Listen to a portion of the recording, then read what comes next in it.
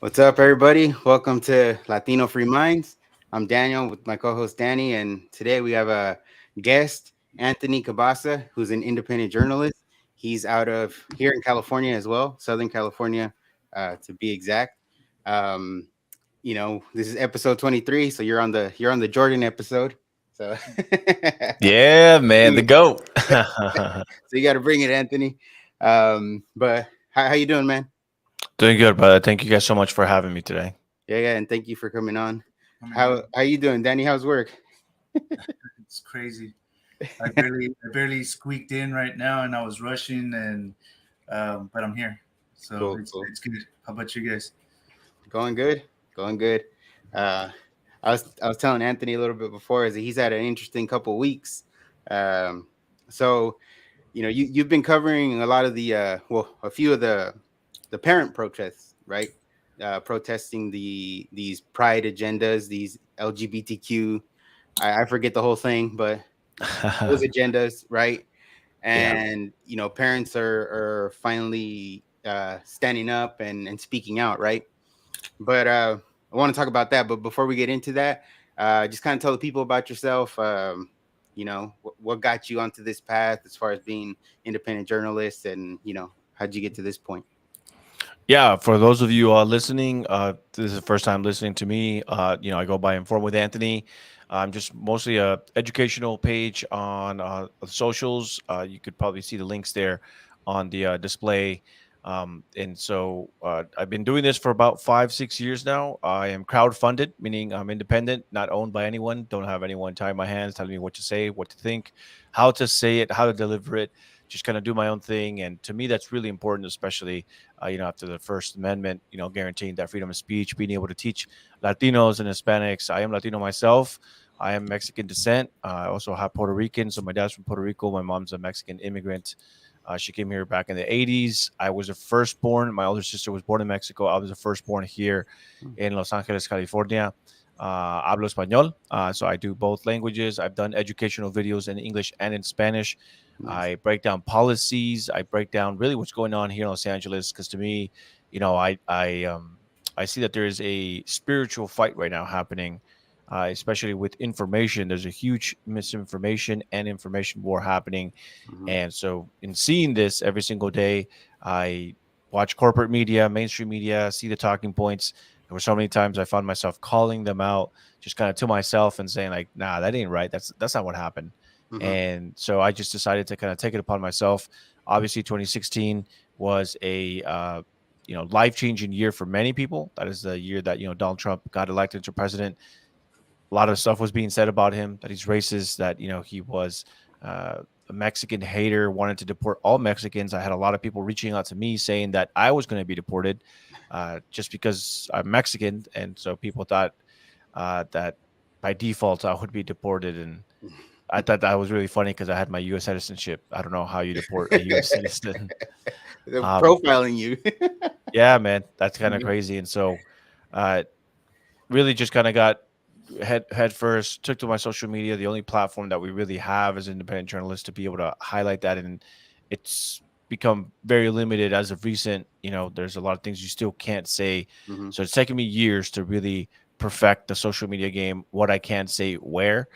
Twitter probably right now next to Gab and Telegram are probably some of the better alternatives if you want to just see raw, uncensored stuff, interviews with frontline doctors, that I was doing and stuff. And so, yeah, wife, 3 kids, happily married over 15 years, Nice. 35 years young. I live out here. I plan on staying out here. And my goal is not to turn Latinos or Hispanics or any American tuning in politically one way or the other. It's just to give them raw information, break down policies, tell you how your government is lying to you, especially here locally at the state level, and hopefully the information will make you a more informed voter, and then you can go out and vote however you choose. So, yeah, in a nutshell, that's me. Okay. Yeah. You Um. said a lot. You said a lot there, and most of it we've already talked about it in the podcast, different topics. But one of the questions that I have for you is, how did you get into the path itself? Where were you manipulated into thinking that you were a Democrat? And did you, when, if so, when did you realize that you weren't? Yeah, so I am conservative. I'm a registered Republican. Just let everybody know right off the bat. Um, uh, I wasn't really politically active at all during my teenage years, late teenage years. Obviously, after 18, you can vote, and all my 20s. I don't think I ever casted a vote in my 20s. Son of an immigrant, my mom would always tell me politics. That's not really for us as Latinos. Uh, Mm, we're here to work. We're not here to change the government. We're not here to partake in the government.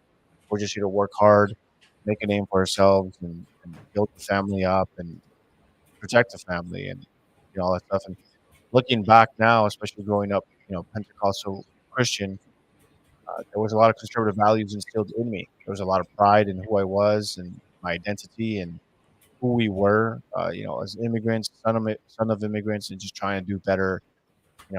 There's a lot that a lot of people don't understand about the immigrant family and mhm, like having to be that first generation American and the heavy burden that's on your shoulders just trying to make it right because you want to make your parents proud. Want to mhm, make sure you succeed. And so growing up, there was really no Republican versus Democrat for me. I did grow up listening to Immortal Technique. I don't know if you guys have ever listened to him, but he's more like a libertarian, like anarchist, and I would consider him like more socialist in line of thinking. Now that I look back at some of the stuff, but I know that he talked about how he hated Fox News, corporate media, hated Republicans, Bill O'Reilly, and so that kind of maybe leaned me more to like the Democratic side, but I never again really cared for one side or the other. Believe it or not, early on, I always just felt like the government was always lying to us, always manipulating us, mhm, always creating fake scenarios to try to manipulate people and our emotions. And again, that's because of people like Immortal Technique and other people. I think there's another group called Snow Goons that are out there as well, and they're a lot of them are like rappers, kind of like independent, freestyle, like free thinkers, and they are people that just really hated the government, very anti-government, and so I think that that's what really molded my just hate for the government and just not caring at all to get politically involved. I'll never forget that at one point I was telling my dad, he was talking about the election, and I just sat down with him. I'm like, look, man, I just don't care. I think the government just hates you no matter what, no matter where you are and what you think and how you vote. I just really think that the government controls everything. And this was me like back in the 20s, so I just didn't care for it. But the thing that kind of woke me up is when I was in the military. I joined the military when I was 18. And when I got out, I came back to Los Angeles. And obviously, I had a family now. My teenage years, you're not really worried about, you know, the rate of poverty. You're not really worried about, homeless situation. You're not really worried about how expensive gas is because they don't really affect you as a kid, as mhm, a teenager growing up here. But as a parent, as a married man, as a potential homeowner that's looking for homes to purchase, all of a sudden you start paying attention to the little things that mhm. are now big things in your life because now it affects you, right? It Right. affects your wallet. And so I started noticing, I started telling my wife, like, man, like I don't remember it being this bad here in LA. Obviously, in my military years, I had traveled for 11 years, which is how long I served. And I I was in LA for a couple of times, but for the most part, especially my last duty station was out of Massachusetts. So when we came back, things just got substantially worse, and they continue to get worse. Depending on the topic. And I just said, "Ben, like, what's going on here?" And so I came back to Los Angeles 2017 after being gone for a few years in Massachusetts. And when I got back, obviously Donald Trump had just won the election and everything became hyper political. Doesn't Mm, matter if you yeah. were not politically involved, didn't matter if you were left or right, conservative, libertarian, everything became hyper political. The media turned every subject, everything about Donald Trump. And so I was just kind of getting sick and tired of hearing about the guy. I'll be honest. Even the 2016 election, I was obviously more than eligible to vote. I just didn't care. But at that point, by 2016, I was looking at people like Hillary Clinton. I actually had friends of mine that were in the military that interacted with the Clinton family, and tell me like, dude, these guys are like Satan, like stay away from them. You know, Wow. like we had service dogs that every single time Hillary Clinton would you know approach the service dogs would just start barking, at Hillary Clinton. So I'm like, man, Wow. that's kind of like a telltale, man, Yeah. So I didn't care for Hillary. I thought Bernie had some good talking points. Obviously, he was very anti-establishment, anti-corporation. I think that's also why Donald Trump got a lot of the Bernie bros to vote for him in 2020, because they felt that the DNC had rigged the election against Bernie Bernie. Sanders in 2016 and again in 2020. And so I think that that's why a lot of people went with like the more populist, more anti-corporation, more anti-establishment person like Donald Trump. So didn't vote 2016. I kind of regretted it, but like if you understand like the military system, it's kind of eh, interesting. Like you got to request like a mail-in ballot, and it's got to be at your location, but you got to pay attention to like local politics. I felt Mhm. because I didn't live in California, I didn't know enough to like really be informed to vote. Mhm. And so 2018 was the first year that I actually was a registered voter. My family became registered vote. My wife, my mom, and my brothers, they all got also politically involved. And that's when I had to come to answer your question. That was the decision where I had to decide, okay, well, what am I? Mhm. Am I Republican? Am I Democrat? Am I Libertarian? At that point, I was in school. I was going to. I went back to school after the military. Was trying to get my a bachelor's degree. There was a lot of these young kids that I was going to school with, fresh out of high school, that were talking about Bernie Sanders and how Donald Trump sucks, because obviously we live in Los Angeles. It is a mostly liberal place out here, and so I started listening to kind of political commentators. One of the first people that I kind of came across with was Ben Shapiro of the Mhm. Daily Wire, and Mhm. he's more libertarian. He's more conservative leaning, and I liked the way that he was able to have conversations and have debates. So that is like when people were debating a lot. So you had content creators, you had man on the streets, you had street interviews, you had podcasters like Ben Shapiro that would go across college campuses across America debating people about what makes Donald Trump a racist, right? And Mhm. and what makes wrong right and what makes right wrong, right? Like just kind of asking these simple questions kind of reminds me of like, what is a woman? It's just a Right. documentary of asking a very simple question. What is a woman? And when I was able to see that the left and a lot of left leaning people were not able to answer simple questions, and the fact that a lot of the conservative commentators were able to answer with statistics. I mean, Charlie Kirk, man, one of the most brilliant minds I've ever. This guy's able to cite facts like no other, man. This guy will give you 20, 30, 40 different citations. I mean, it's just incredible. Yeah. And so that kind of attracted me to the more conservative side. I felt like it was a little bit more sophisticated, more well spoken, Mhm. as opposed to more like emotional and appealing to emotion. Right. And so at that time, I was like, I think I'm going to start voting Republican. I think I'm a Republican at heart. And so I started taking, you know, the opportunities to do my own research, which is something that is very well known in the conservative circles, is do your own research, right? Mhm. Which is what I tell people all the time. Hey, yes, I could be a credible source for some. Some people trust me more than others, but at the end of the day, I can show you. But at the end of the day, it's got to be on you. Like I don't want to convince you one way or the other, and I'm definitely not here to tell you which way to vote. I'm just showing you the information. Mhm. And so in doing my own research and looking at the Republican Party, what they stand for, looking at the policies that they were, trying to pass, the things to help families, all that stuff, I was like, okay, I think I'm a Republican. And so I became a registered Republican. And for the first time ever, I voted as a Republican for Republican candidates in 2018. And I've been kind of voting that way ever since. Obviously, I'm sure you guys are probably well aware. I'm not sure exactly what county you guys are in, but in Los Angeles, sometimes the only option you have is a couple of Democrats. So you kind of Mhm. have to choose the lesser of the evil Yeah. with Democrats. So there have been some times where I do vote for a Democrat. Just most recently, for example, Sheriff Villanueva Mm. versus Sheriff Robert Luna. But that's kind of like one of those seats that it really doesn't matter if you're Republican or Democrat. What matters is, are you going to enforce the law? Are you going to be a Right. good sheriff? And to me, Sheriff Villanueva, even though he was a Democrat, he got things done, and so I voted for him. So Okay. Yeah.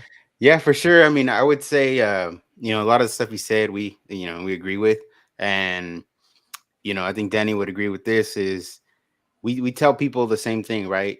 Do your research, figure it out. If you want to listen to us, as far as what we got to say, fine. But at the end of the day, do your own thing, figure it out. If you don't fully trust us, and then wherever you land, hey, that's where you landed. But at least you got to that point by yourself instead of it, being assigned to you. Because I think that's something that happens a lot to people. They get their opinions, their beliefs assigned to them, and there's it's hard to get them out of that. Correct. Well, you had mentioned, influences like, artists, rapping and things of that nature. And one of the things that you reminded me of is something that we have talked about before, and it's Rage Against the Machine. I'm a little bit older than you guys. So when I was in high school, they were really popular. And, Oh, hey, me too, man. I listen to them all the time. and it's the same thing, anarchy, Anarchy, yeah. and that's more of the theme that they go with, right? But there's a verse in there that I had shared with Daniel on the podcast. Is I remember exactly what it is, like word for word, but it basically says that their children, our children, are going to betray us in their name. So it just gives you a sense of the manipulation and influence that they have over the young minds. And when we don't grow up in a household, I'm a first generation born here as well, is that we're not involved in politics and what's going around in our community. Those influences do steer us a certain way, even though we don't think that they do. One day I started questioning the same thing. I got started young with the family, and to the point that you made, you get to a certain point in your life when you do start thinking about things that you never thought about before.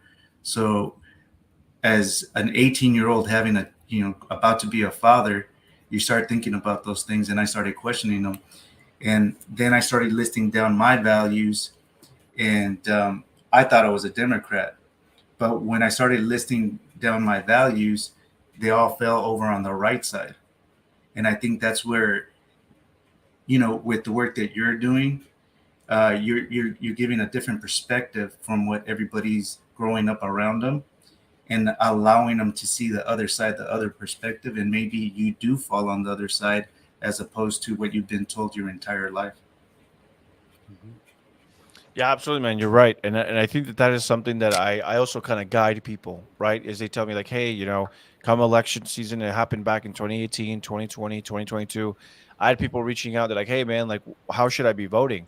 I'm like, oh man, I'm not gonna tell you, one way or the other. But it's like you said, you got to write down what are your values, what are your morals, right? What are the things that you stand for? What are the things that you stand up against, right? And when you get down to it, there's a lot of people, and I would argue that there's people on the left, on the right, Democrat, Republican, liberal, conservative, that are pretty anti-establishment. And again, that's why I think that you saw that shift for the Bernie Sanders supporters that shifted toward Trump in the 2020 election. Including, I had a friend, his name is Jose Fregoso, that he was a Bernie bro. 2016 helped campaign for him. He was actually one of the first people that kind of inspired me to get into politics because he came to school when we were at school together, taking like some of the courses there, some of the gender education.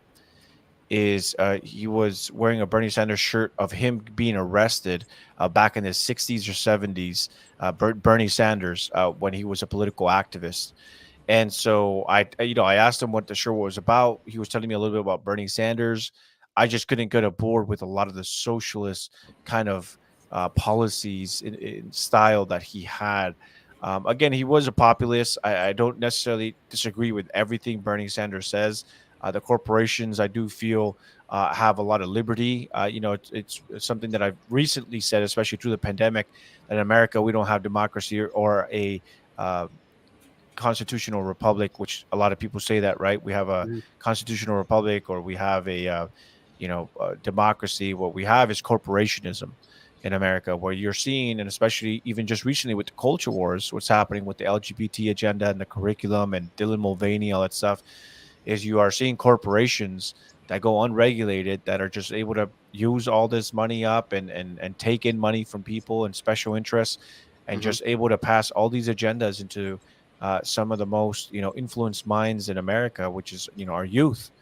And so I do think that there needs to be government intervention to that extent, where I know a lot more like libertarian Republicans are all for like, nah, let the corporations do whatever they want because, it's a capitalist society, this and that.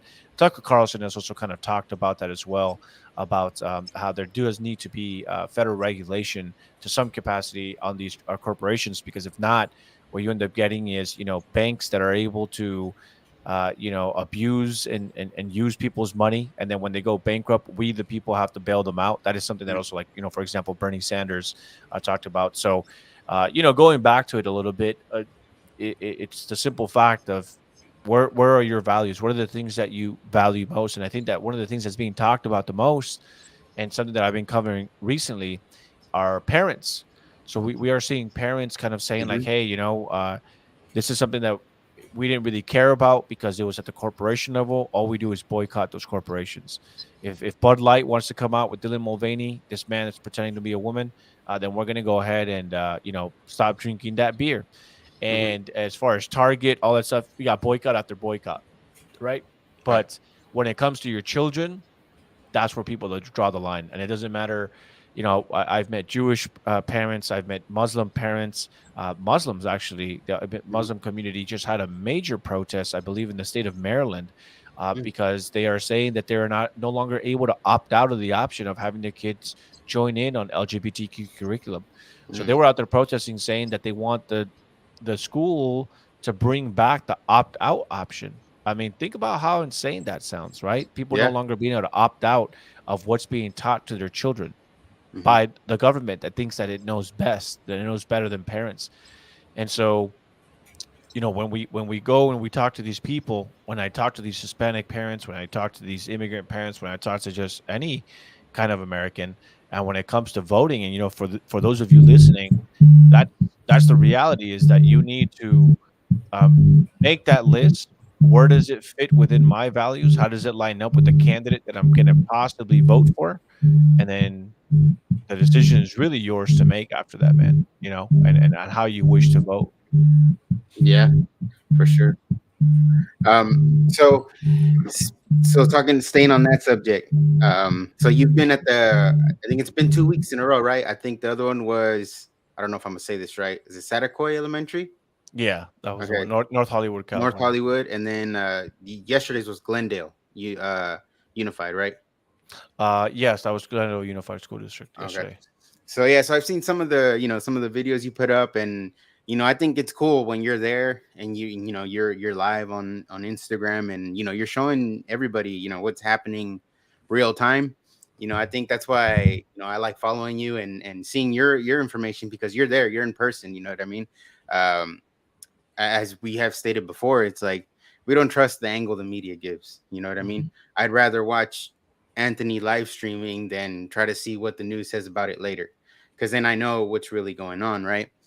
And it is, from watching what you've been doing. It's like, yeah, there is a mix of a lot of parents, and different races, different religions, and it's true. It's not a how those people that are there, like those, LGBT Antifa, whatever they are, whatever you want to call them, you know, they're just chanting hate, love is love, and all this. But it's not about hate. It's like you said, it's there's a line that you just can't cross, right?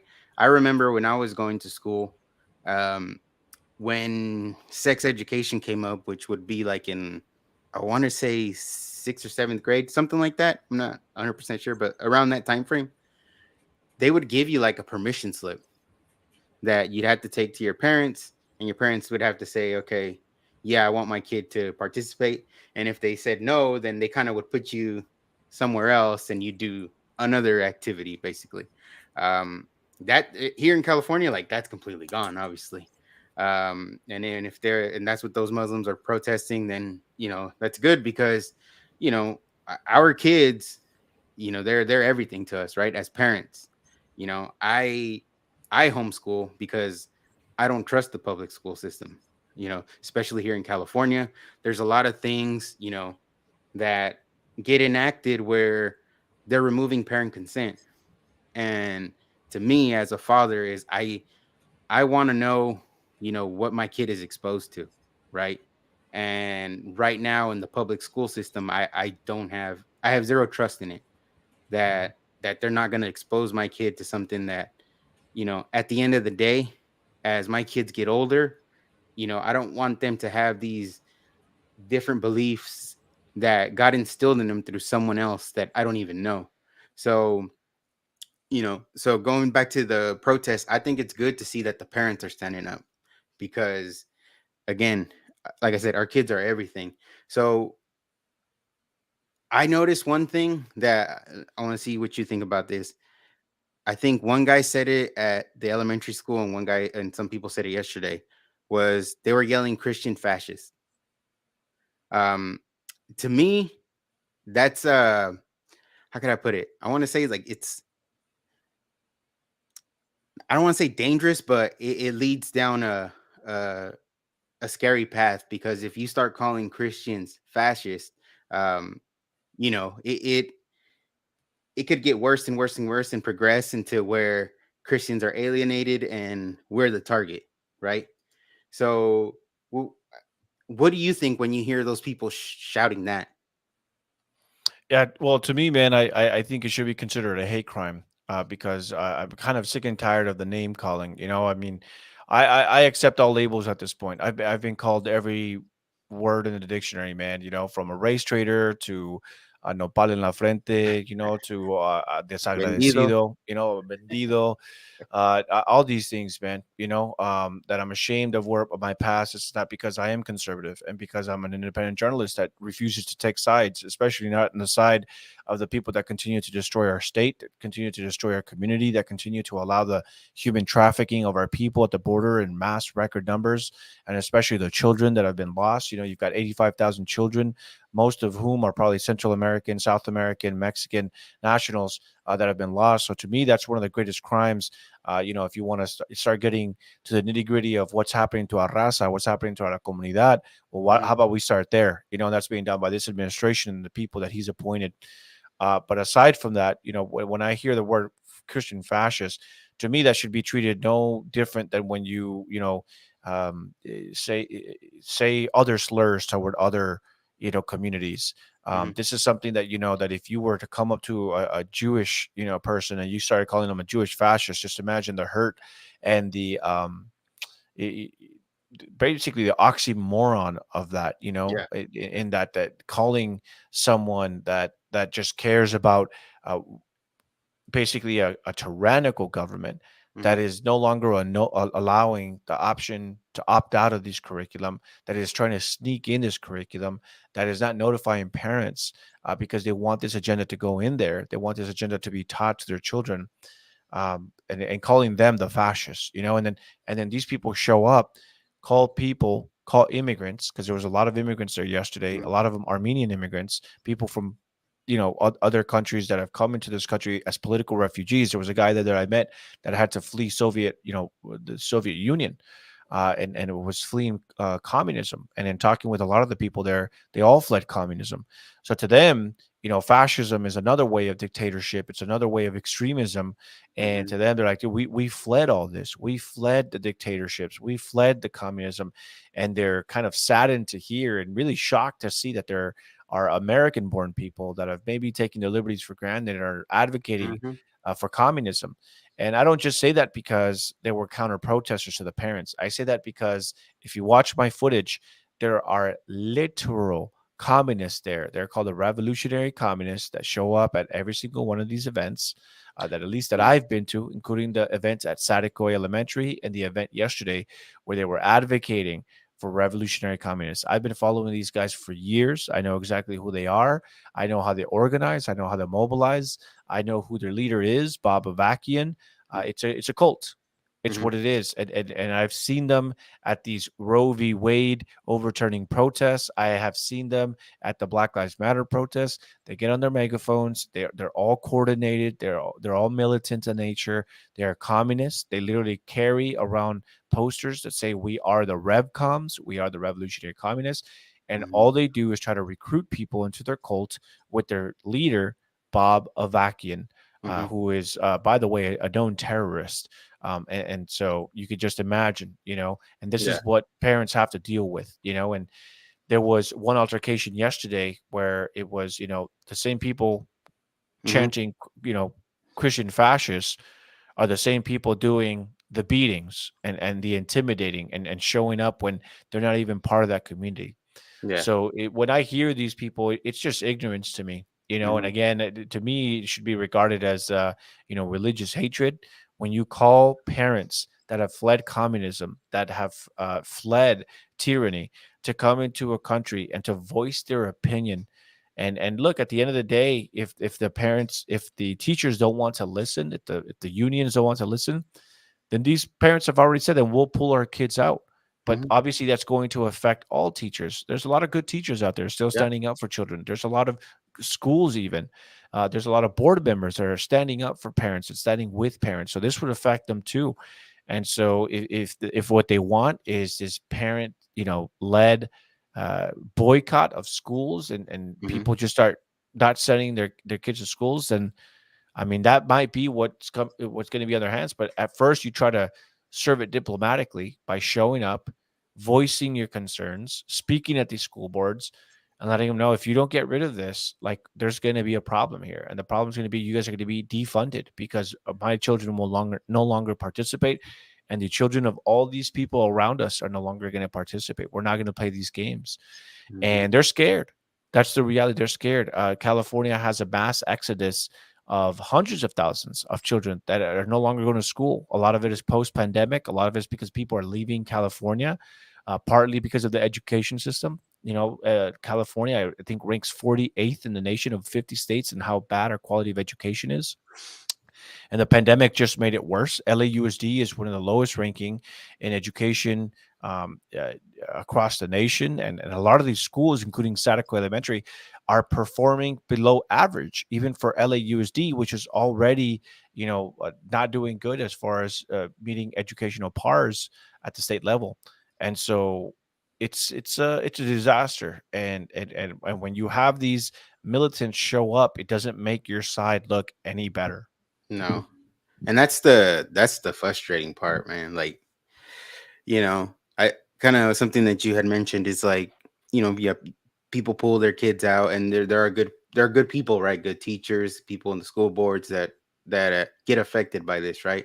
And the same thing goes for people that work for Anheuser-Busch, people that work at Target. I'm sure there's good people that work there that get affected by these decisions, but it gets to a point where even with the parents, enough is enough, and you got to stand up. And it was crazy. It's crazy because like you said, people leave real fascism, real dictatorship to come here just to be called fascist. Like, that's that's insane, right? And then I was seeing the clip you had. I believe, I might be wrong, but he was holding the flag. I think he was Armenian, right? And the other guy in front of him, the was saying death to America, right? And I think he said death to Christian fascists as well. He said something along those lines. That's And exactly what he said. Yes. yeah, so it's like it's crazy to see that as Americans, people that are born here in the freest country, that we've allowed. I don't know how we've gotten to this point. Like, it's mind blowing because we're free, right? We're free to do whatever we want to do, believe in what we want to believe in, and having all these agendas kind of forced down on us is really causing this big friction, right? That you know I don't know what the end result will be. Hopefully, our representatives in there listen to these parents and stop this nonsense. But you know we're in California, so California sometimes it's tough, man. It's like, you not that you lose hope, but you just like this again, you know what I mean? And but the good thing, the positive thing is that the parents are getting up, the parents are speaking out. That to me, that's encouraging. Yeah, and one of the things that I was looking at, your posts, your videos, everything, all the content that you had on there, and I want to thank you. I want to an appreciation for what you're doing, because one of the things that I like to focus on is the positive. One of the things that we've always talked about is that corporate media is not going to report on what's happening in LA, down at the street level, the parents that really do care, the parents that are speaking up in school board meetings and whatnot, because um, they want us to feel like we are the minority. And one of the things that we always talk about is that for me, I believe that we are the majority. It's just that that's not what they're broadcasting out to the world. And with you being out there and putting all the content that you're putting out there, it shows that we are the majority. Hmm. And it's one of those things where, if people see that there are other people that feel the same way that they do very strongly, and they're standing up there taking time to protest, they're taking the time to do something about it, it it gives them that energy, that momentum to go ahead and do it themselves and feel like they're not alone. So thank you for starting that little snowball that's going to turn into a bigger snowball. And at Hmm. the end of it, good is going to win. Hmm. To the point that you made, Daniel, is that that's, I feel that that's what's going to be the outcome, especially with people like you, showing everybody else, what is really going on out Yeah, there. yeah, showing reality. Yeah, Yes. I appreciate that. Yeah, absolutely. And there was actually it's kind of funny story yesterday. As I was going live, I think I was live for roughly 2.5 hours, maybe even longer. And there was people tuning into my stream that were actually relatively close. And when they saw the turnout of people, it actually inspired them because maybe they were thinking to themselves, like, There you go. hey, I don't think anyone's going to show up. We've heard that like there's going to be extremists there. We've kind of heard, I don't know if this is safe for the family, but when they saw that I showed up, that there was a large police presence, they felt safe enough. They felt that there was enough parents united, waving the American flags. They felt motivated. They felt inspired. And so, like, you know what? Let's just get in our car. Let's head down there, even if we're just in the back or whatever, just in support of the families. Then that's what we'll do. And that's probably happened to me 3 or 4 times through the evening. Is that like, hey man, I just saw your live. I didn't even know this was happening. I rushed over as soon as I got off of work. There was a Latino man that was actually telling me that he owns a business in like landscaping, and that he was actually tuned in to my live stream, and he just kind of, I think he had like his earphone on and was just listening, and that he couldn't wait to get off of landscaping so he could just come right over. I mean, he's still Nice. wearing like his uniform and everything, and he's like, yeah, I just That's kind of amazing. wanted to come and check it out and support the parents and let them know that we stand with them. And so yeah, man, it's like you said, it's a snowball effect, and the credit is not necessarily with me. I just kind of show the footage, and I just kind of point the camera and I show this is all on the parents, man. This is all to the parents, especially the Hmm. parents of Sadako Elementary, the parents of Glendale Unified. They're the ones putting it together. I've organized many, many rallies. I've sat down in those board meetings. I've sat down in those late night Zoom calls.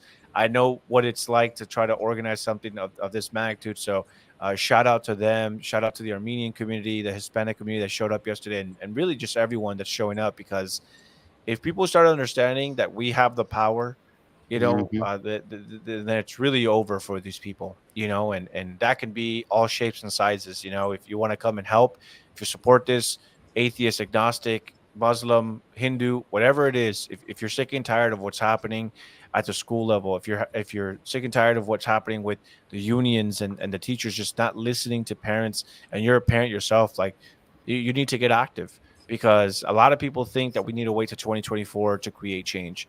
Change can Hmm. start right now, man. That Hmm. that need and that change needs to start with you. You With need to you. get active. There were so many people that came in yesterday and they were getting registered to vote. There was a lot of people that were just not registered to vote because they didn't Hmm. there were some people that had no idea that you can vote in school board members, that these are the people, voting on things and what they're going to allow and not allow to be taught to your children. Imagine that, being a Hmm. being a parent of a middle schooler, a high schooler, or being a older family, that let your kids already go through elementary, and this is your first time going through this, not knowing that there are school board members, there are people that you can contact, there are places that you can show up to and voice your opinion, voice your concerns. This is the first time, so that's what that does. Getting active, it gets you informed, and so Hmm. if you're not out there learning and asking questions, I mean, man, dude, you're kind of you're setting yourself up for failure. Yeah. Yeah. And one thing that I wanted to ask you is this something that you do full time, or how did you get into it? Yeah, so when I left the military in 2017, early 2017, I obviously want to go to school. There's a scholarship that the military gives every veteran, basically the post 9/11 bill, and that basically pays for your mortgage. Um, now I gotta drink something. What's going on over here? You guys like coordinated that. Oh, Um, I didn't even notice. pero yeah. But so I wanted to go to school right away. I was talking to my cousin. I really didn't know what I wanted to do. I was looking into law school, perhaps, because obviously I know that we need good lawyers out there, especially now post pandemic. We need them now more than ever. People fighting back, filing lawsuits, all that stuff against schools, mhm. especially. Um, but with the independent journalism, I was always kind of torn because as I was going to school, I launched a podcast with my friend Jose Fregoso. Once I determined that I was a Republican and more conservative, and he was a Bernie Sanders bro, we were called the Free Thinking Latinos. And Nice. so this was back in 2017, I believe. And so what we wanted to do was we wanted to sit down. He was a leftist, Bernie Sanders, and I was more of a Republican, Trump supporter. And so we would just have conversations. We would talk about cultural things. We would talk about, some of the policies and why he would disagree or I would agree or vice versa. And I really took a passion to it. I really like discussing these things in a civil way. We would do podcasts in English and in Spanish, and to kind of inform the Hispanic community, saying that you can still have civil discussion because again, everything was hyper politicized after 2016. So as I'm going through schooling, I picked up an itch for politics. I really started researching more and more and more and more. And the more I was researching, the more I was learning, the more I wanted to voice my opinion and my commentary. So I decided to take to social media again, like the one of the biggest free microphones that you can be handed, on social media. And I started just posting opinions and commentary and correcting the fake news media, the corporate media on things that they got wrong, things that they were lying to the community about, like meaning our community, the Hispanic Hmm. Latino community, about policies, about anything else like that. And so it kind of got to the point where my schooling was getting affected because of how politically involved I was. I started doing community cleanups. I started doing voter registrations. I got involved with the local Republican club. I became the communications director, then eventually the state chairman of California for the Republican Hispanic Assembly. And I got so politically, involucrado, like just Hmm. involved Yeah. that it came to the point where I had to make a choice. And so I'm like, do I want to finish off nursing school, which is what I was getting my major in, was a bachelor's of science of nursing. Do I want to be a nurse, forever? And or is this, a political path that I can pursue? And I started getting invited on shows. Started getting invited to Telemundo and Univision to kind of have political Nice. debates. And I was just like, I sat down with my wife. She was a little hesitant. She was like, obviously we want you to finish, your bachelor's degree, but if this is what you feel passionate about, then I stand with you. Hmm. And so I made the choice to withdraw from school. Again, it was just one of those decisions where it was like I gotta make that decision now, and I can't keep like 1 foot over here and 1 foot over there, and then I'm doing both, kind of like half-assing it. You know what I Yeah. mean? Yeah. Yeah. Pardon the language if it's a No, it's all family good. friendly one. Freedom to speak. Yeah, yeah. Yeah, no, it's usually the Christians that come after me. Not the people that are not for it. Pero yeah, man. And so I decided to just go full. What I ended up doing was I started crowdfunding myself. So I started with Patreon, where you can subscribe for like as little as Yeah. like $5 a month, and started doing that just to kind of put together some events. I ended up leaving nursing school literally like a month or 2 months before the pandemic hit, Boy. which was really a blessing in disguise, man. It's so interesting because I left the military in 2017. Had I stayed, I would have been federally required to get the jab, which I'm not, and Yeah. I to this day I'm not, and that's just a personal choice of mine.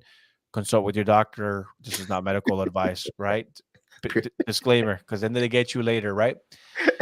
Pero I think to myself, man, like what a huge blessing because had I stayed in the military, I probably would have been discharged at like 15 or 16 years into the military.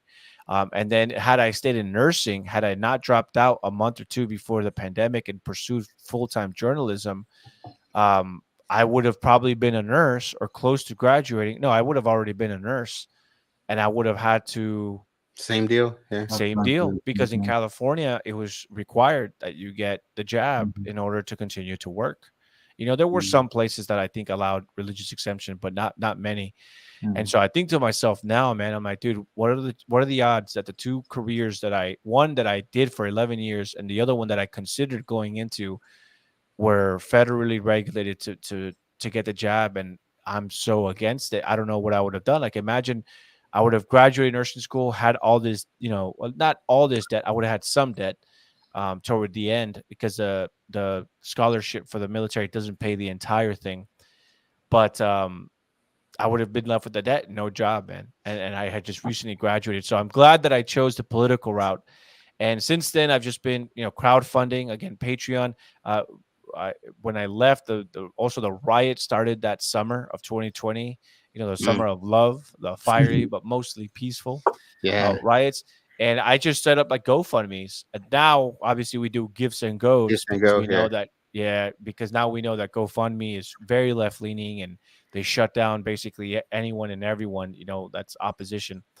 And so, but at that time, I was doing GoFundMe's to kind of fund the trips to go out there, buy the equipment that I needed, be able to fly out, get the hotel rooms, go cover Portland, which was what a hot spot, for that. I went out to Minneapolis, obviously the George Floyd site. I reported on that, all that good stuff, Nice. everything independently.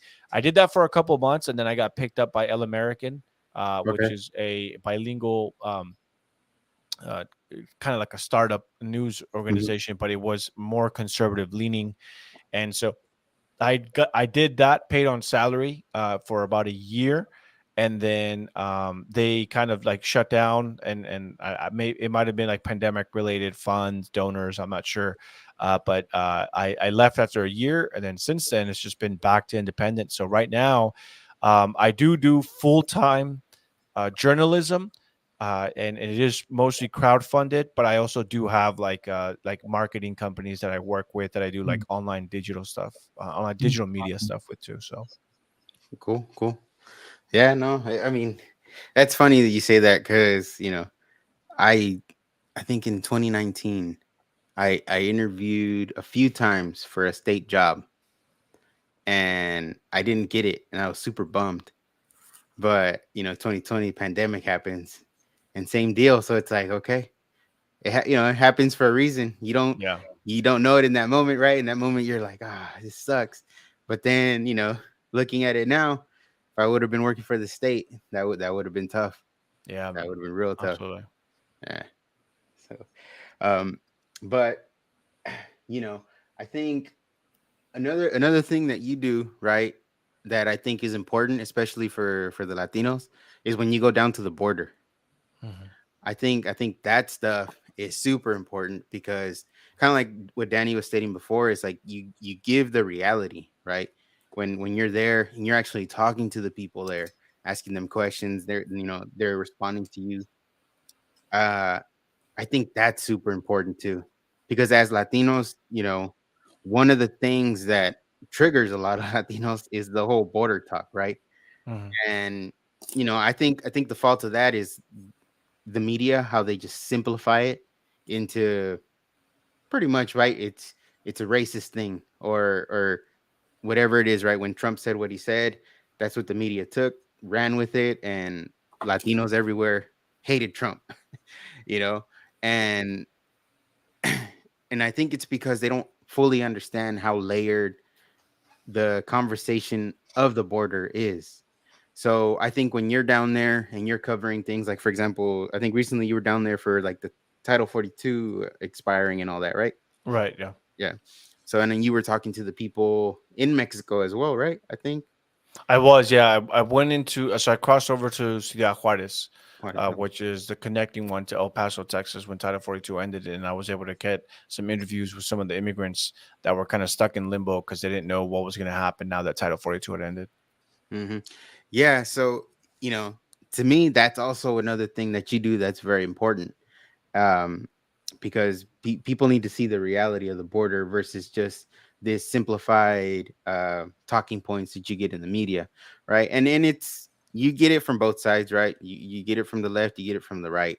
Um, but you know, something that we've talked about before is, you know, we're dealing with real people, right? In real situations, probably, yeah, trying to get up here to have a better life. We understand that. That's like a lot of our stories, you know, with our past generations start that way. You know, they came here for a better life, and you know, here we are, and you know, we're trying to be better, even, you know, for our kids and their kids and their kids. um so you know, there are people that come for that. And you know, I think what Danny was had said before was people deal with that guilt, right? That, oh, I'm here, and they feel bad because they're here, but you know, whoever's coming over isn't. So when it comes to the border, like when you're down there, when you're talking about the border, you know, when you're posting about the border, um, what kind of response do you get? Because I know when I've said things about the border, I get a lot of negative stuff back. You know, I get a lot of FUs and F the border patrol and F this and that. And you know, again, I think it's because people don't fully understand how layered the border is. But what kind of response do you get? Yeah, so that's a good question. When I first started going down to the border with the ongoing border crisis, I had already gone, I believe, a couple times under the previous administration, and this was right around the election cycle when I was interviewing candidates at the time, back in 2019, 2020. Specifically, I'm thinking about Mayra Flores, and Okay. then we also had other candidates down there. I believe Monica for Congress, and then Irene as well. All three of them were kind of very pro law enforcement, pro border patrol. All of them were living in border towns at the time, and they were telling me about the impacts of not having a border and not having a, you know, the wall built, because at that time, I believe that there was like a federal kind of blockage to stop building the Mhm. Trump wall, stuff like that, if I remember correctly. And Yeah. so, you know, we were talking about those things. We were, I was kind of getting like a firsthand, you know, look at to what does it mean to have a border, and what does it mean to have a closed border, and what it does it mean to have an open border. And as soon as the current administration took over, I kind of had to learn a lot more about the policies that were in place, Title 42, Title 8, Hmm. things like that, to kind of better get a better understanding of why is it a crisis, right? And so when I report on these things and I just simply state out the facts about, you know, that under the previous administration, the Trump administration, with Title 42, which a lot of people think that Donald Trump came up with Title 42, he did not. Title 42 has been around since 1940s. It's been around since World War II era, which basically gives the federal government access and the authority to basically expel migrants from the U.S. at the U.S. border, citing, you know, pandemic reasons, citing Hmm. national health crisis and security measures.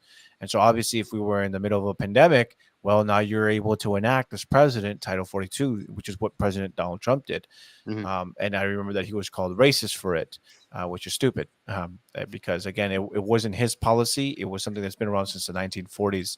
And I think that during a pandemic, it's safe to be able to say, well, hey, if we're in the middle of a pandemic and people are dying, then what we need to do is close our borders. Why are we allowing more people into our country, right? Hmm. We don't know what's going on. We don't know long term. We don't know short term. And so when you start laying these facts out for people, going into it's not his policy, no, that's not what happened. This is what the Border Patrol is saying when you build Mhm. the wall. Just a Yuma, Arizona sector, which I was just there recently at the Yuma, Arizona sector. They were talking about how in that sector alone, if I remember correctly, illegal immigration, especially by family units, fell over 95% in the Yuma, Arizona sector after the Donald Trump wall basically went up. Mhm. And on top of that, I believe all illegal immigration basically got cut in half. Mhm. And so the place, ironically, that illegal immigrants were coming into the United States, foreign migrants, whatever you wish to call them, people coming into the border, from other countries, including countries like Uganda and the continent of Africa, India, all this stuff. It was kind of insane to really put in perspective and see for yourself everything that's going through the border and the people that are coming in different kind of countries, Mhm. and you're looking at them and you're like, how in the world did you make it here from Africa? How did you make it here from Uganda? How did you make it here from Haiti? Stuff like that. Yeah. And so you start learning these things. You start understanding that it is a world trafficking event. Mhm. That's what it is, right? Mhm. It's global human trafficking coming into the U.S. border, and unfortunately, the U.S. is the number one destination for all trafficked humans. And a lot of the people get sold into sex slavery. They get sold into corporate, which going back into what we have in America is corporationism. Mhm. That you have these corporations that are hiring illegal and undocumented immigrants because they know that it is cheap labor. They're not going to complain almost ever. You don't have to pay for healthcare insurance, et cetera, et cetera, et cetera. So they're a lot cheaper for E- corporations to Easy to hire, take advantage of. easy to take advantage of. I've always made the argument, that modern day illegal immigrants is modern day slavery, and it's because they have no rights. They cannot fight for wages. They don't have a social security. They cannot vote. There have been many instances where illegal immigrants are caught in marijuana fields, in drug fields. They are caught in farms and agriculture many a times, and they're not even allowed to leave these farms under the threat of the ranch owners telling them, if you leave, we're going to deport you. We're going to have you deported. We're going to call the police. We're going to make sure you go back to your country. And so they're forced, like, hard, arduous labor, 16 plus hours a day working, these farms and ranches. That's Mhm. slavery. Mhm. When you are not able to leave, and you are treated as less than human, and you are paid less than minimum wage and what our country calls for, that is that's slavery. Yeah. When you don't have the free movement, right? So this is, again, you start bringing up these facts, and to your question, how does the people react?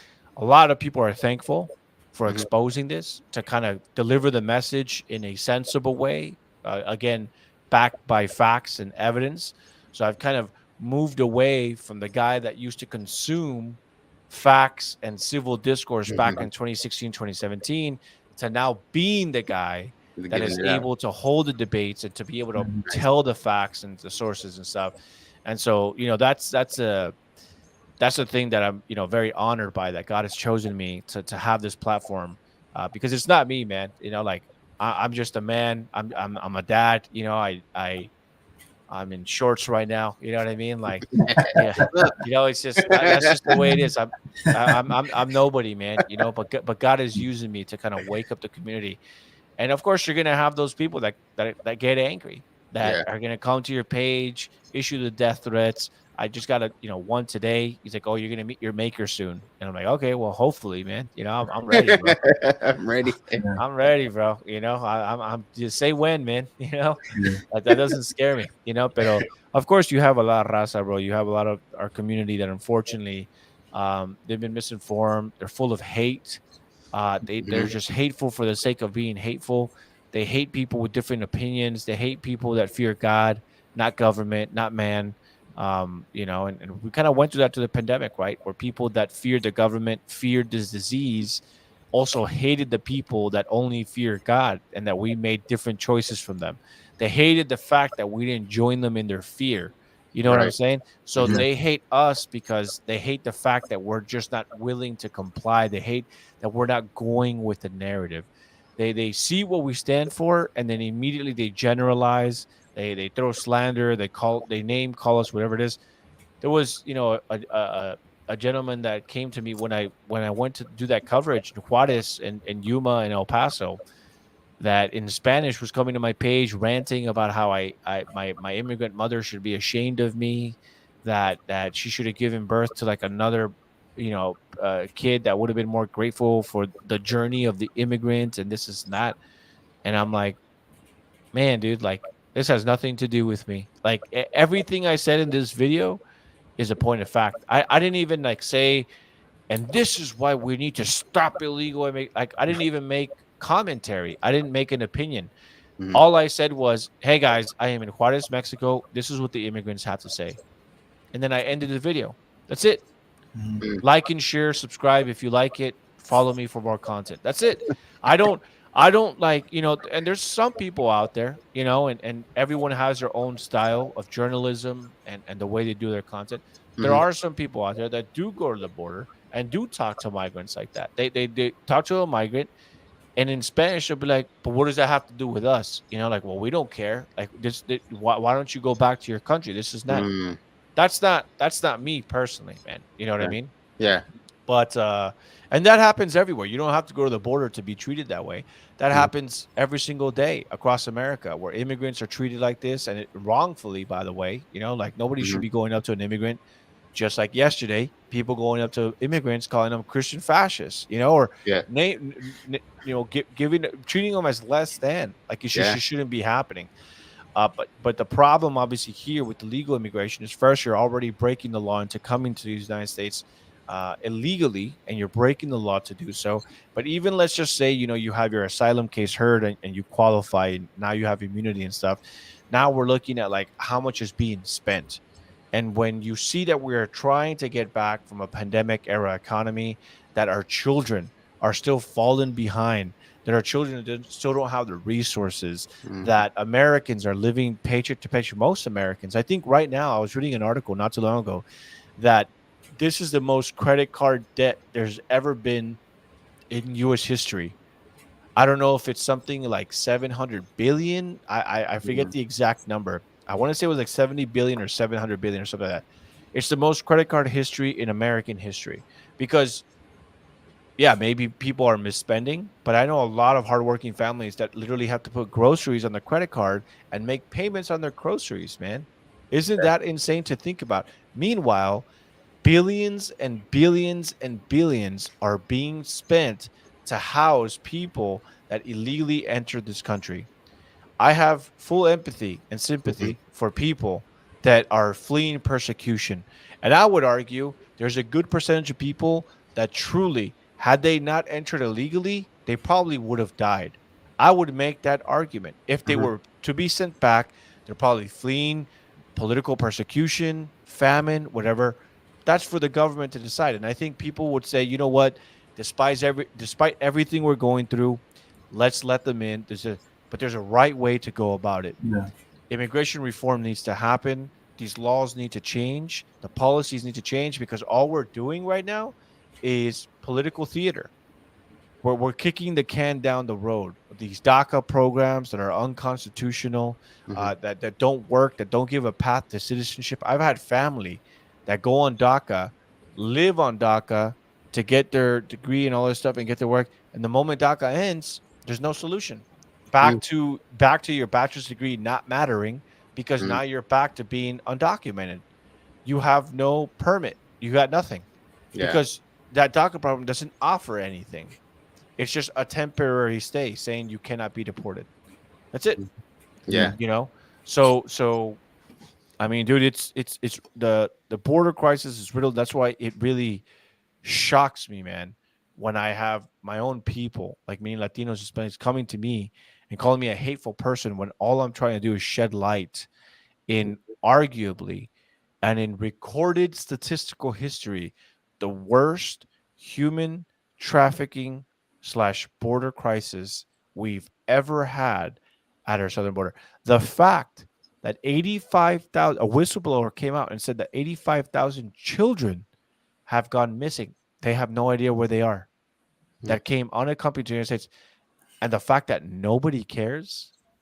I mean, obviously, conservatives have been raising the alarm. Mm-hmm. The Republicans are the ones that invited the whistleblower to testify before Congress to let them know, yeah, there, we don't know where 85,000 children have gone missing, Mm-hmm. right? That shows that at least one side, for, at least for the visual optics of it, seems to at least care remotely about it.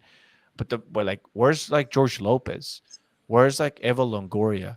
Where are all these activists? Where's Jorge Ramos? Where's his He's daughter, been quiet. Paola Ramos? These people are not investigating this. They're not at the White House asking these questions. I'll never forget that Jorge Ramos was out there on Trump, and he ended up getting kicked out Kicked because out. Uh-huh. he just kept asking and asking and asking. He's like, dude, there's a time and a place. And if you want to say like, oh, but what happened to free speech? I thought you were the side of free speech, but it's equally right.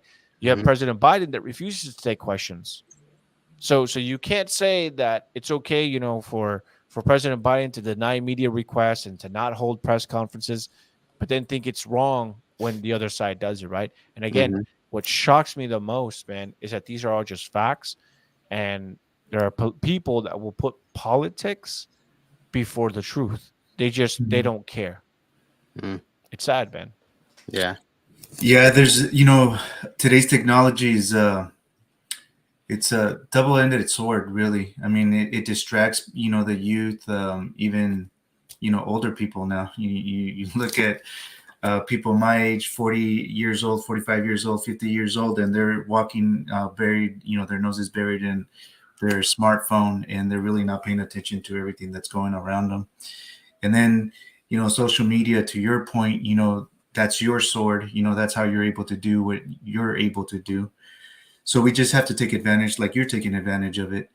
And one of the things that you're talking about, being at the border, showing the reality, and the people here in the United States, the Latinos like us, what we have to understand is that at some point we have to hold the other countries accountable for the reasons that those people are immigrating to the United States.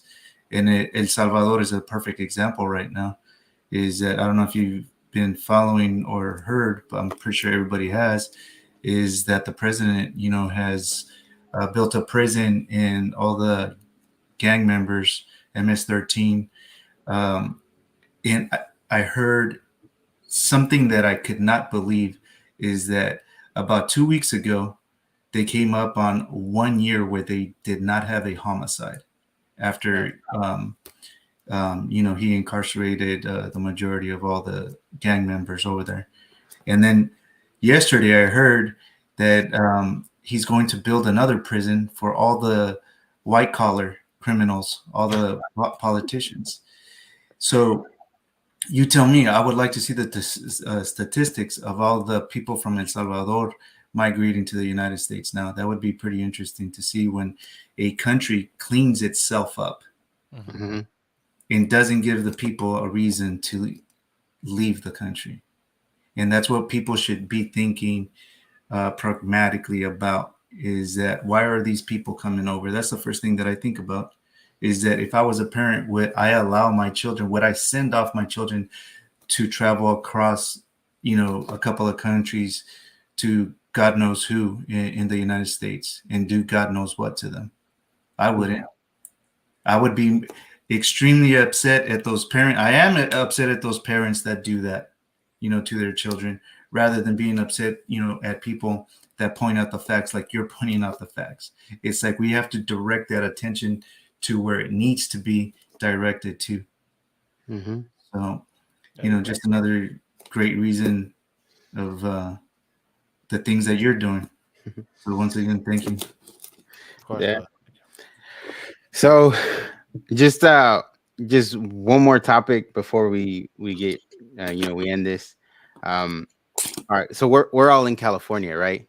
Yes, sir. And we're basically, we're like the Leonardo DiCaprio's in Wolf of Wall Street. We're not leaving. Um, what is your current okay, how could I put this? So the last election, right? Newsom won re-election. Um, First question is, what, as far as the results, what'd you think of them? Were you encouraged by, like, basically from my point of view, I felt like the numbers got closer than they've been before. So even though Newsom won, I thought it was encouraging to see that at least it shifted, towards the right direction. Um, what are your thoughts on how the last election went as far as numbers and all that?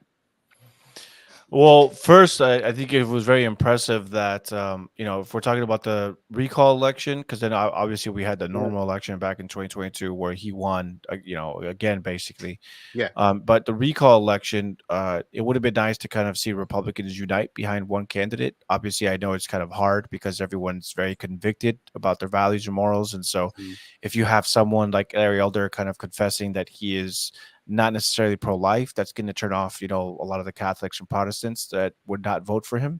Mhm. And then, you have more hardline conservatives that were more like with Anthony Trimino, Yeah. candidates like him that are a lot more faith-based. He's got a beautiful family. He professes the word of God. He kind of lives it out too and confesses it boldly on his social medias. As far as the recall election, I think I was most impressed that we were actually able to get enough signatures, because what Yeah. that does is it raises awareness and it creates community. And so to be able to even garner in a state of this magnitude, that many votes to recall Gavin Newsom was already impressive in itself. Obviously, the numbers were not entirely there when it came down to the vote. Mhm. I think a lot of it again is because a lot of us are expecting to vote every 4 years.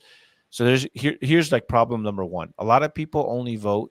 Most people, I would argue, I don't know about most people. A lot of people General. would only vote in the presidential years Mhm. because they think that all you're voting for is the president, and they probably think that's the only thing that really matters. A lot of people are not really concerned with local races, which should be the opposite. You should be more worried about your local school board, water board, city council, board of supervisors, your Mhm. city mayor. These are more important races. Your state assembly person, that your state senator. Those people are way more important and that are going to affect policies that affect you every single day than the president is. Right. That's just the facts, right? Mhm. Yeah. And so I was impressed that we were able to get the signatures. Obviously, it sucked that we kind of fell short on getting everyone out to vote, but I think it's because a lot of people don't know. First, it's already hard to get people to get out the vote on off presidential election years, midterms, but Mhm. then it's even worse when it's a recall election where no one's expecting to vote, Right. right? So I think that that's where we come in and we have to inform people and remind them like, hey, don't forget there's a special election, and here's the difference between a special election. Here's the difference between a presidential election year, and here's the difference between a midterm election year. This is when you vote for governor, usually, right? Stuff like Mhm. that. So encourage, but obviously we just have a lot more work to do. So the hope's there. We just gotta keep chipping away at it. Okay. Yeah. Yeah.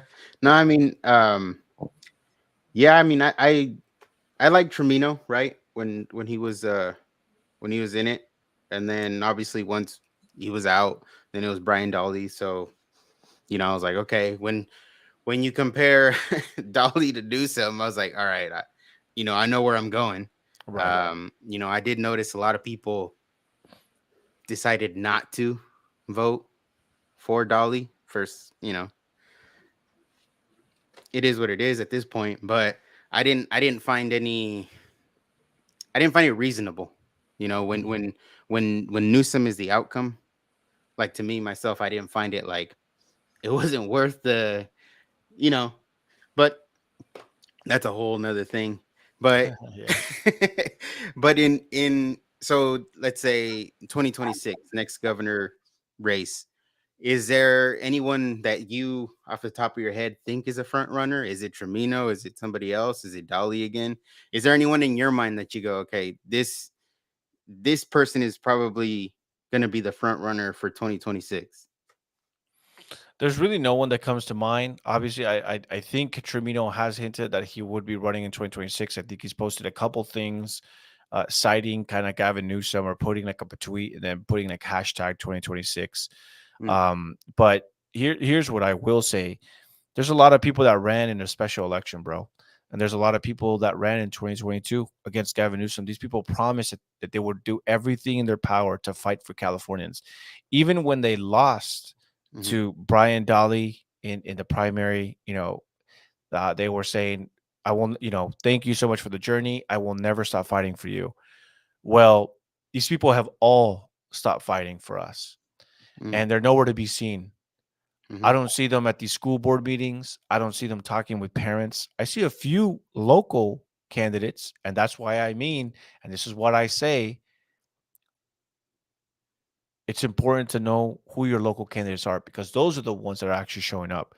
A governor's race is very sexy. It attracts a lot of money, a lot of donors, right?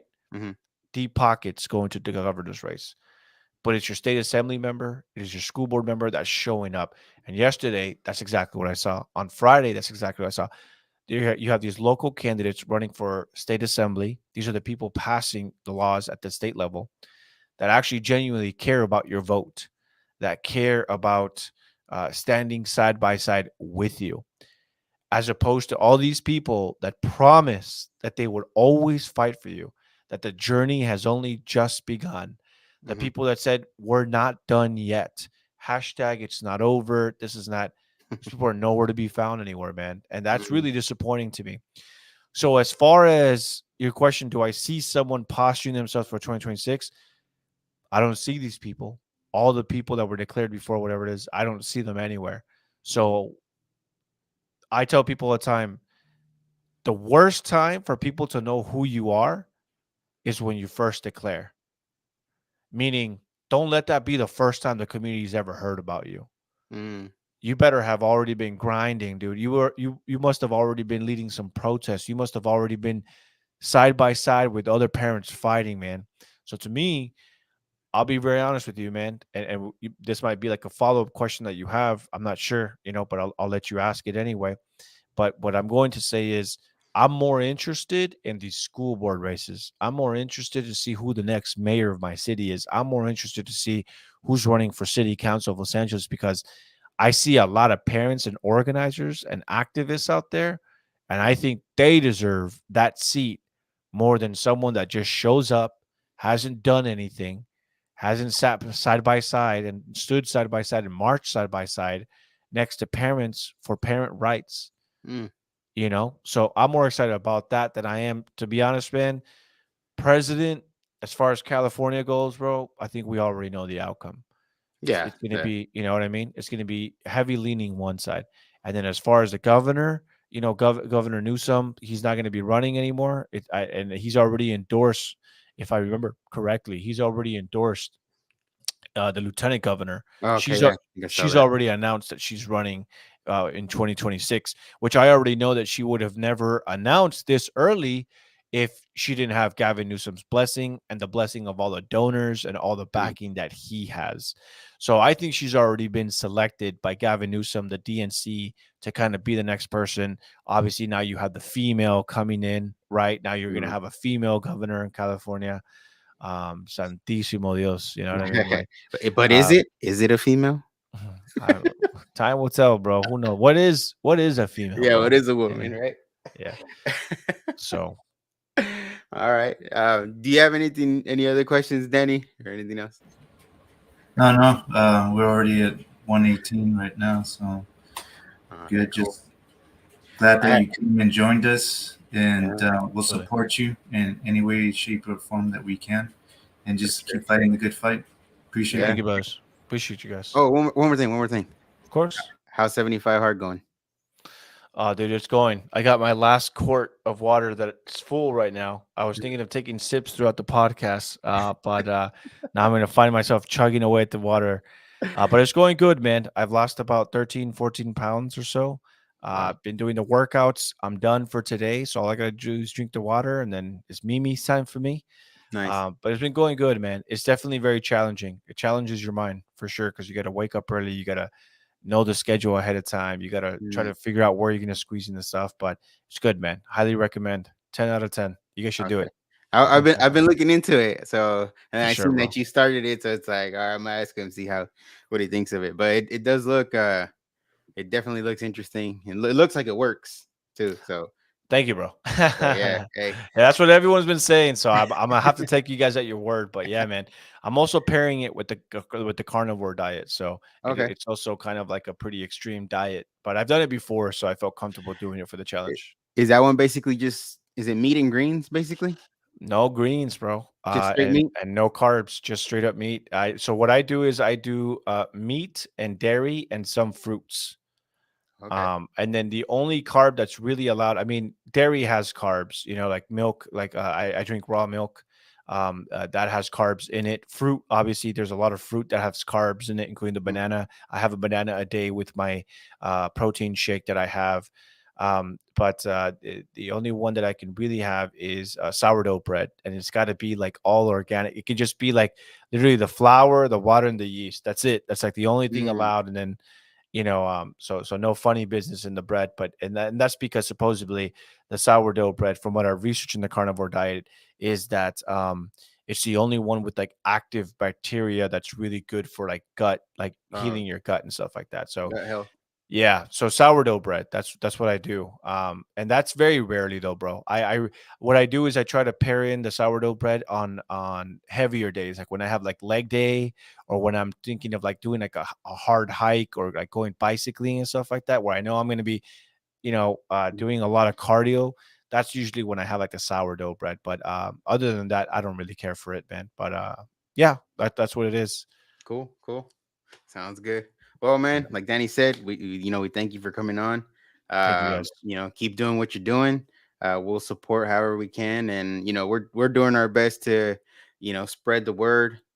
Such as people as yourself, and doing our best to use our voices also. To hopefully get to a lot of the Latino community that has been manipulated. Right. That's one of the when we talk about when we have all these conversations 23 episodes in, a lot of the root cause that we end up going to is manipulation, right? And a lot of people have been seriously manipulated, and a lot of people don't even know it.